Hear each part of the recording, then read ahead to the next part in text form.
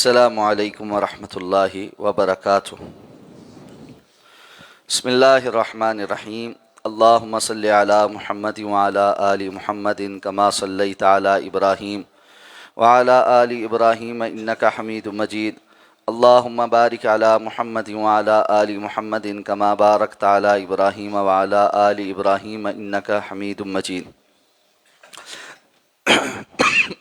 عن عبداللہ ابن جعفر رضی اللہ عنہ عن عبداللہ ابن جعفر رضی اللہ عنہما قال لما جاء نعی جعفر حين قتل قال رسول اللہ صلی اللہ علیہ وسلم اصنعوا لآل جعفر طعاما فقد اتاہم ما یشغلہم۔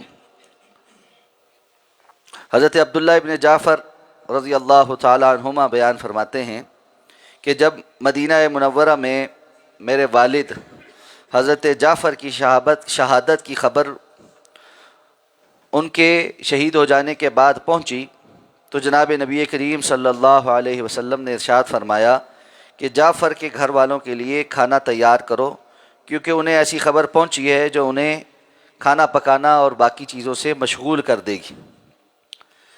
یہ حدیث مبارکہ اس کو متعدد محدثین نے جامع ترمذی میں بھی، سنن ابن ماجہ میں بھی اور دیگر احادیث کی کتب میں ذکر کیا ہے۔ مسند احمد میں بھی یہ صحیح سند کے ساتھ موجود۔ جنازے سے متعلقہ احکام و مسائل ذکر ہو رہے ہیں۔ اس حدیث کو بیان کر کے جو مسئلہ سب سے پہلے ثابت کیا گیا ہے وہ یہ کہ میت کے جو اہل خانہ ہیں ان کے لیے آس پڑوس کے لوگوں کو کھانے کا انتظام کرنا چاہیے کہ وہ لوگ ظاہر بات ہے صدمے میں ہیں، غم میں ہیں، ایسے میں ان کے لیے کچن سنبھالنا یا کھانا پکانا یہ ساری چیزیں ممکن نہیں رہتی۔ اس حوالے سے چند باتوں کی طرف توجہ ہونی چاہیے۔ سب سے پہلے تو یہ کہ ہمارے ہاں اس معاملے میں بہت ساری افراط اور تفریط موجود ہے۔ کچھ لوگوں نے کھانے پکانے کے نام پر نمود و نمائش شروع کر رکھی ہے اور کچھ نے بالکل کچھ پکانا ہی حرام سمجھ رکھا ہے۔ یہ دونوں باتیں اپنے اپنی طور پر دو انتہائیں ہیں۔ رسول اللہ صلی اللہ علیہ وسلم کی اس حدیث سے ہمیں یہ بات پتہ چلتی ہے کہ جو لوگ کسی فوتگی والے گھر کے آس پڑوس میں رہتے ہیں یا اعزا اقربا میں سے ہیں، ان کو چاہیے کہ جن کے ہاں فوتگی ہوئی ہے اور وہ لوگ غم میں ہیں تو ان کی دل جوئی کے انتظامات کریں اور ان کے لیے جو بنیادی ضرورت کے معاملات ہیں اس کا خیال کریں۔ اب اس میں ظاہری بات ہے کہ بہت ساری چیزیں آ جاتی ہیں، جس میں سے ایک اہم معاملہ یہ ہے کہ گھر کے اندر جو لوگ آئے ہیں انہوں نے کھانا تو کھانا ہے، بھوکے تو نہیں رہ سکتے۔ اور اب ایسے میں غم کی کیفیت بسا اوقات ایسی ہوتی ہے اور صورتحال ایسی ہوتی ہے کہ ان کا خود سے وہ انتظام نہ کرنے کو جی کرتا ہے نہ موقع ہوتا ہے۔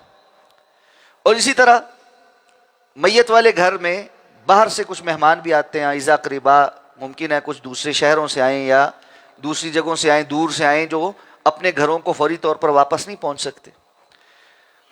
بعض لوگ رات کو وہاں پر قیام کیے ہوئے ہوں گے، اگلے دن صبح کا معاملہ ہے تو ظاہر ہے انہوں نے ناشتہ بھی کرنا ہے اور معاملات بھی کرنے ہیں۔ اب گھر والے ان کی مہمان نوازی نہیں کر سکتے اور وہ مسافر ہونے یا دور سے آنے کی وجہ سے خود بھی اپنا انتظام نہیں سنبھال سکتے۔ تو یہ مہمان نوازی آس پڑوس والوں کی ذمہ داری ہے کہ وہ اس میت کے گھر والوں کی مہمان نوازی کریں۔ اس میں یہ بات ضرور ہے کہ بالکل امیجیٹ جو پڑوسی ہیں، جو میت کے گھر کے قریب ہی ان کے اپنے گھر ہیں، وہ سارے وہاں بیٹھ جائیں گے، جی ابھی روٹی پکی ہوئی ہے اب ہم بھی کھائیں گے، اور کھانا کھانے کے چکر میں لوگ وہاں آ کر کھانے کے ٹائم خاص طور پہ آ کر تعزیت کے لیے بیٹھ جائیں اور ایک لمبا حساب کتاب ان پر پڑ جائے۔ اور پھر آپ صلی اللہ علیہ وسلم کا یہ حکم آس پڑوس کے لوگوں کے لیے تھا، دوسرے لوگوں کے لیے تھا، گھر والوں کے لیے نہیں تھا۔ تو گھر والوں نے اس وقت مہمان نوازی نہیں کرنی بلکہ ان کا خیال کیا جائے۔ تو اس میں ترتیب یہ ہوگی کہ جو گھر والے ہیں اور جو ایسے ضروری مہمان ہیں جو باہر سے آئے ہیں، جو ظاہر بات ہے خود بھی یعنی اس وقت ایک غم میں ہیں اور اپنا انتظام خود نہیں کر سکتے، ان کے لیے کھانے وغیرہ کا انتظام جب تک ضرورت ہے۔ اللہ کے رسول نے یہاں پر کوئی تحدید نہیں کی کہ کب تک، ممکن ہے پہلے دن گھر والے اپنی مصروفیت سے فارغ ہو جائے، اگلے دن سے وہ اپنا نظام خود سنبھال۔ اگر ضرورت ہے تو 3 دن تک چونکہ گھر والے تعزیت کے لیے مسنون طور پر بیٹھ سکتے ہیں، اور کوئی ایسی کیفیت ہے کہ وہ 3 دن تک بھی اس قابل نہیں ہے کہ وہ اپنا کھانے وغیرہ کا اور باقی چیزوں کا انتظام کر سکے، تو آس پڑوس والوں کو ان کا دیکھ بھال کرنی چاہیے۔ تو یہ لوگ اور جو لوگ باہر سے سفر سے آئے ہیں ان کے لیے کھانے کا انتظام ہونا اور ان کا وہاں کھانا کھانا یہ کوئی بری بات نہیں۔ اور جو لوگ باہر سے مسافر کے طور پر آئے ہیں، اب ان کو بھی اس میں بے جا سختی نہیں کرنی چاہیے کہ نہیں بھئی ہم نے میت والے گھر کچھ بھی نہیں کھانا۔ اب جو سامنے پتا ہے اس کو خاموشی سے اچھے طریقے سے اپنی ضرورت کے مطابق کھا لینا چاہیے۔ اچھا، اسی طرح جو کھانے کا اہتمام کرنے والے ہیں ان کو اس میں بہت زیادہ تکلف سے کام نہیں لینا چاہیے کہ جی اب ہم نے کسی کو کھانا دینا ہے تو ہم نے لازمی دیگوں کی دیگیں، مرغن قسم کے کھانے، بریانیاں گوشت کی بن رہی ہیں اور یہ کچھ ہو رہا ہے، یہ نہیں ہونا چاہیے۔ مناسب اچھا کھانا ہونا، صاف ستھرا، صحت مند، جس سے اگلوں کی جو ہے ضرورت پوری ہو جائے، اور اس میں نمود و نمائش اور بے جا قسم کے اسراف سے بچنا چاہیے۔ اور ڈشوں کی ڈشیں بن رہی ہیں مختلف قسم کی نوعیت کی، اس طرح نہیں، ایک آدھ مناسب کھانا، سالن یا چاول جو وہ کھا سکیں اور ان کی ضرورت پوری ہو، اچھے انداز میں، اچھا صاف ستھرا بنا ہوا ہو۔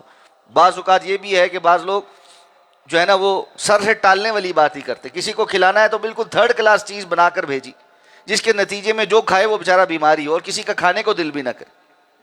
کھانا ہمیشہ مناسب اور اچھا کھلانا چاہیے، ضروری نہیں ہے کہ وہ گوشت ہی ہو، لیکن جو ہو، اگر دال روٹی بھی ہے، چاول بھی ہیں، تو اچھی طریقے سے کسی کو پکا کر کھلانے چاہیے جس سے وہ کھا سکے، اس کی طبیعت خراب نہ ہو۔ ہمارے ہاں یہ بہت مسائل، اس جانب کوئی توجہ نہیں کرتا، بس ایک جو ہے بازار سے بنی ہوئی چیز لاؤ جی اور اس کے اندر مرچ مسالے اور پتہ نہیں کیا نہ کیا۔ اب گھروں کے اندر خواتین ہیں، بچے ہیں، میں نے دیکھے ہیں یہ مناظر کہ اب گھر والے غم میں ہیں، خواتین بچے بھی ہیں، ان کو اب کھانا دینا ہے، مائیں بچوں کو کھانا کھلانے لگتی ہے، کھلانے کے قابل نہیں، کیونکہ اس کے اندر اتنا مسالہ ہے کہ چھوٹے بچے ہیں وہ مسالہ کھا ہی نہیں سکتے۔ تو آپ کی اس مہمان نوازی کا کیا فائدہ، یا اس خیال کرنے کا کیا فائدہ جس کو اگلا استعمال نہ کر سکے۔ تو اس اعتبار سے افراط اور تفریط سے بچتے ہوئے اپنے آس پڑوس کا دھیان رکھنا اور لوگوں کا خیال کرنا، ان کے غم میں ان کی ضروریات کا خیال کرنا، یہ مسنون طریقہ ہے اور اس میں انتہاؤں پر نہیں پہنچ جانا چاہیے۔ اللہ ہمیں سمجھ کر عمل کرنے کی توفیق عطا فرمائے۔ سبحانک اللہم و بحمدک، نشہد ان لا الہ الا انت، نستغفرک و نتوب۔